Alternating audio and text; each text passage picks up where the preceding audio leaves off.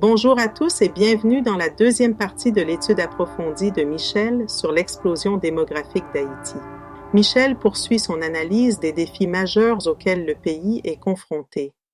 D'ici 2050, la population pourrait atteindre entre 15 et 20 millions d'habitants contre 12 millions actuellement.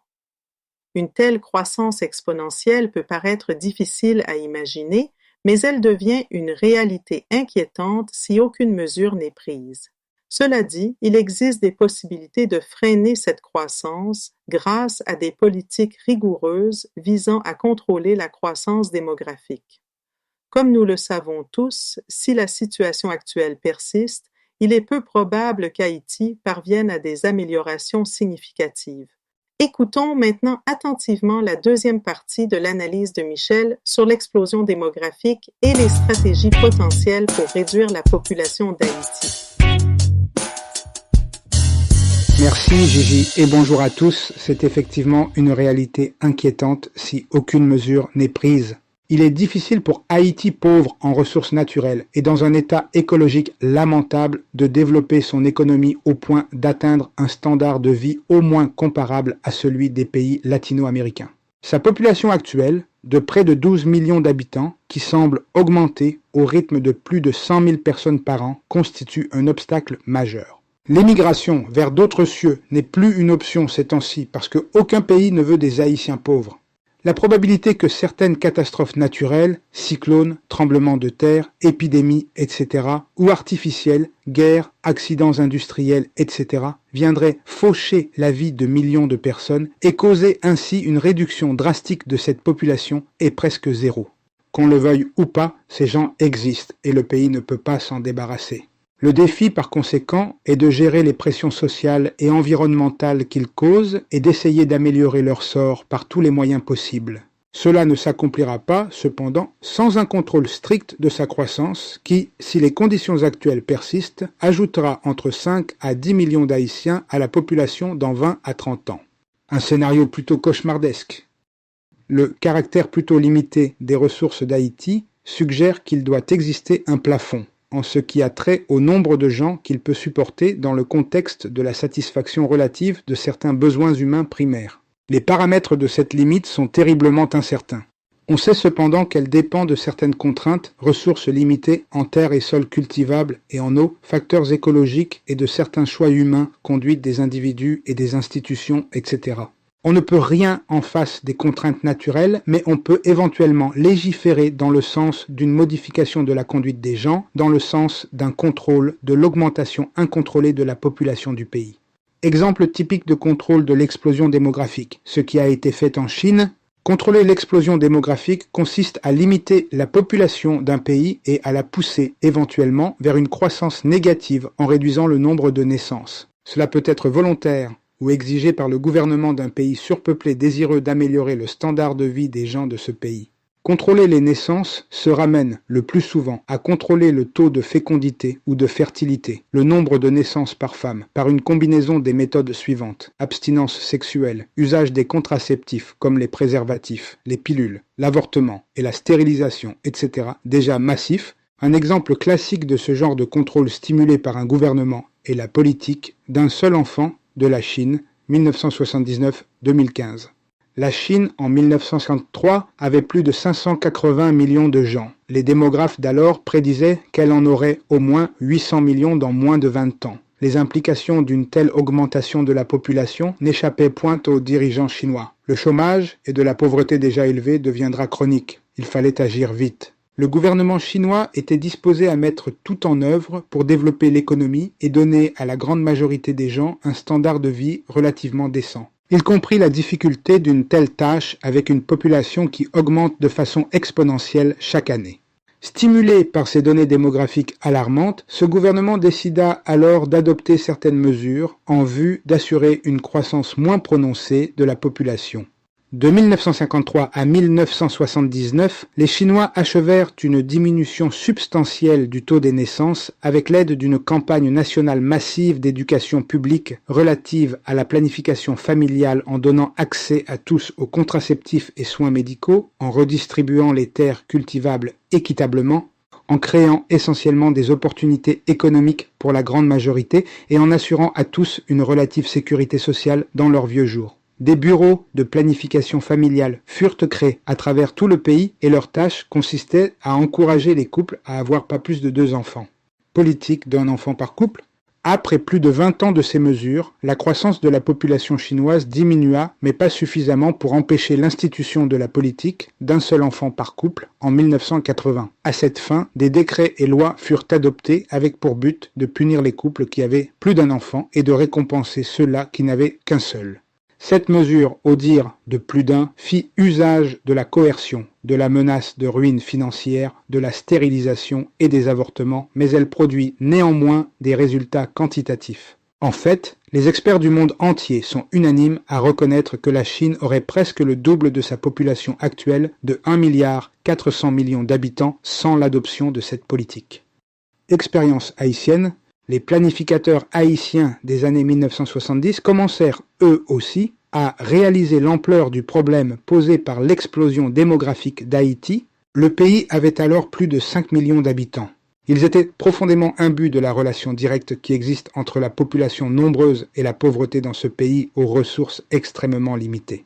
C'est pourquoi ils ont jugé bon de développer une politique de contrôle démographique. L'élément pivotal de cette politique fut un programme national de planification familiale. Au début, elle était appliquée seulement dans les facilités de certains centres urbains. Cependant, des cliniques mobiles et divisions communautaires rurales furent ajoutées au programme en 1977 apparemment. Le département de la santé publique établit une division de santé rurale primaire qui englobait la planification familiale et la santé maternelle et pédiatrique. Une sous-division d'hygiène familiale, DHF, concentra ses activités surtout sur des approches innovatives relatives à la santé familiale et supplémentait les efforts du département de la santé publique. À la DHF, il incombait aussi la tâche de développer des normes et standards relatifs aux soins maternels et infantiles et d'assurer l'obéissance de ces standards. Des efforts furent déployés en vue de donner aux populations des centres urbains et ruraux accès aux soins de santé reproductive et aux contraceptifs. Les organisations et groupes communautaires, les associations de femmes des usines de sous-traitance, plusieurs instances gouvernementales et non gouvernementales furent mobilisées dans ce sens. Toutes ces politiques cohérentes, adoptées et poursuivies en vue d'un contrôle plutôt relatif de l'augmentation incontrôlée de la population, n'ont pas été en vain, en dépit du fait qu'elles pourraient incorporer certains objectifs tels l'élimination de la pauvreté urbaine et rurale par la création d'opportunités économiques et par une distribution aux plus démunis, des terres cultivables de l'État et une assurance vieillesse ou sécurité sociale qui diminuerait la dépendance de certains dans leurs vieux jours sur leurs enfants, etc. Le taux de fécondité d'Haïti diminua sensiblement et passa apparemment de 5 à moins de 4 en l'an 2006. Cependant, l'instabilité politique des années suivantes, l'absence de continuité ont ralenti la marche de ces progrès. Le taux de fertilité continue de diminuer, mais à 2,67 en l'an 2024, il est apparemment le plus élevé des pays antillais.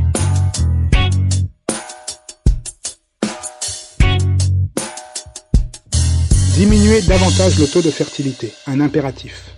Si les tendances démographiques actuelles, taux de fécondité élevé, instabilité de la population, etc., persistent, il est estimé que la population d'Haïti avoisinera les 20 millions d'habitants en l'an 2050, soit 8 millions de plus qu'actuellement. La grande majorité de ces gens additionnels seront démunis sans aucun doute et habiteront les régions les plus pauvres et les plus vulnérables du pays, bidonvilles des centres urbains, régions infertiles ou arides, flancs dépourvus d'arbres des mornes et collines, etc. Ce sera encore plus désastreux pour les enfants. Ils souffriront, entre autres, de la malnutrition, de l'absence ou de l'inadéquation des écoles et des soins médicaux. Ils grandiront pour alimenter continuellement une classe de jeunes éternellement chômeurs, pauvres et frustrés.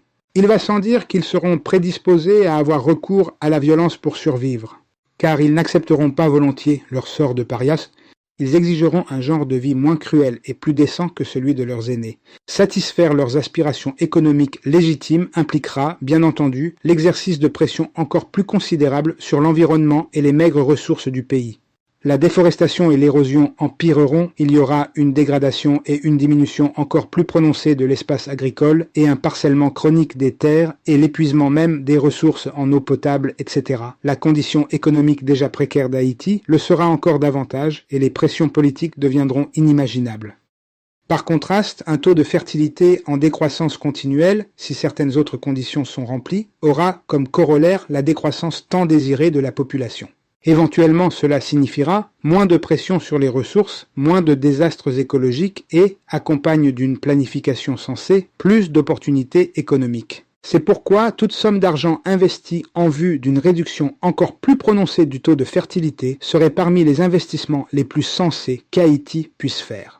En fait, des transitions rapides vers des taux de fertilité moins élevés sont possibles et peuvent être accomplies à partir d'une stratégie basée sur les concepts suivants que bon nombre de pays ont adoptés. 1. Promouvoir la santé et survie des enfants. Le taux de mortalité infantile en Haïti est plus de 80 par 1000 naissances d'enfants de moins de 5 ans. Les recherches ont montré que dans les pays où ce taux est aussi haut, le taux de fertilité est généralement aussi élevé parce que les couples ou concubines essayent de compenser pour la mort d'un enfant en donnant naissance à plus d'un pensant, ainsi assurer la survie au moins d'un enfant.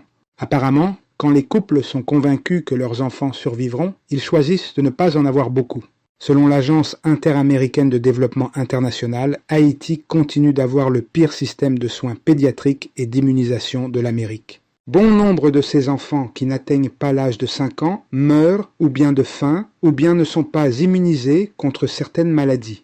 On doit avoir des cliniques médicales capables de fournir continuellement les soins pédiatriques les plus élémentaires, y compris l'immunisation et la vaccination, sur toute l'étendue du territoire national. Il est aussi impératif d'assurer la sécurité alimentaire des enfants et de leur donner accès au moins à de l'eau qui peut être purifiée facilement. 2. Promouvoir la scolarisation des femmes et l'égalité des genres. Plus de 55% des femmes haïtiennes âgées de 20 ans ou plus sont illettrées, alors que plusieurs études et expériences au niveau international montrent qu'être relativement éduquées affecte énormément le taux de fécondité. Apparemment, les filles qui fréquentent l'école régulièrement se marient tard et aussitôt leur éducation ou apprentissage complété, elles veulent se joindre à la force du travail et choisissent alors d'avoir moins d'enfants. En général, les femmes éduquées et professionnelles ont des familles plus petites et cela facilite l'accès aux soins de santé. Par ailleurs, l'éducation est aussi liée à d'autres caractéristiques de la qualité d'une vie telle l'autonomie personnelle, le dynamisme économique et social, etc. Autant de facteurs qui semblent affecter la fertilité. En résumé, les opportunités éducationnelles au niveau primaire, secondaire, universitaire et professionnel doivent être offertes aux femmes et hommes de façon égale. 3. Promouvoir l'emploi des femmes. Quand les femmes travaillent et reçoivent un salaire, elles choisissent généralement d'avoir moins d'enfants ou de ne pas en avoir. Une stratégie qui viserait la création massive d'emplois et l'intégration des femmes dans la force de travail contribuerait énormément à ralentir l'explosion démographique.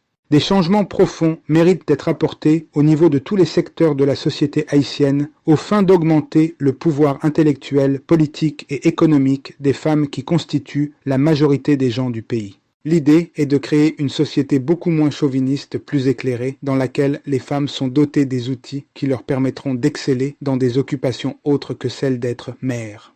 4. Promouvoir l'éducation en planification familiale. C'est peut-être l'aspect le plus important de toute politique nationale qui vise la diminution du taux de fertilité et la décroissance de la population du pays.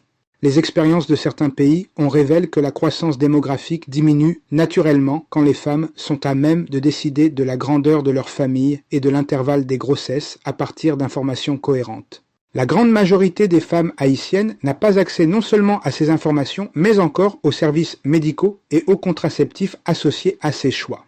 Il est estimé par exemple que plus de 50% des grossesses ne sont pas désirées et pourraient être terminées. Cela signifie que sur chaque 10 femmes enceintes, moins de 5 le seraient si les contraceptifs étaient disponibles. Il faut donc donner à tous, femmes et hommes, l'accès aux contraceptifs et à d'autres mécanismes modernes de contrôle des naissances. On peut aussi esquisser l'idée de la stérilisation volontaire, vasectomie, ligature des trompes, etc. C'est convenable, relativement peu coûteux, quoique irréversible. 5. Modifier la conduite des hommes aux fins de les rendre plus responsables. En Haïti, nombreux sont les hommes qui refusent d'utiliser les préservatifs et empêchent à leurs conjointes d'utiliser une méthode ou autre de contrôle des naissances. Pour ces hommes, avoir beaucoup d'enfants est un signe de virilité. Il faut, d'une façon ou d'une autre, changer cette mentalité et modifier l'attitude de ces hommes. Ils doivent comprendre qu'avoir beaucoup d'enfants est criminel, surtout quand ces enfants meurent de faim ou ne peuvent même pas être immunisés contre certaines maladies potentiellement létales. Tous les hommes doivent jouer leur rôle dans le processus de décision reproductive et participer d'emblée à tous les programmes de planification familiale. Ils auront, à l'instar des femmes, accès aux méthodes contraceptives appropriées, y compris la stérilisation. Les éléments de ces programmes doivent inclure une campagne massive et continue de communication utilisant tous les médias. L'urgence du problème suggère qu'il ne peut pas y avoir de discontinuité. Des mécanismes efficaces doivent être mis en place pour jauger régulièrement leur succès. 6. Promouvoir l'accès aux soins de santé reproductive et maternelle. Selon la USAID, la grande majorité des femmes fécondes d'Haïti n'ont pas d'accès à l'éducation sexuelle et aux soins de santé reproductive. Ces femmes devenues enceintes continuent de confronter l'inexistence ou l'inadéquation des soins médicaux appropriés. Il faut construire ou améliorer ces structures sanitaires où ces soins peuvent être obtenus. Il est aussi important pour les femmes fécondes d'avoir un peu de sécurité alimentaire s'il est question pour elles de donner naissance à des bébés en santé.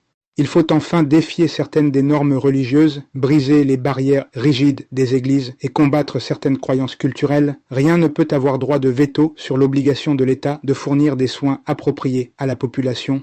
La résolution du problème de la surpopulation doit faire partie de l'amélioration du bien-être de l'Haïti. Cela a été éclairant, mon ami.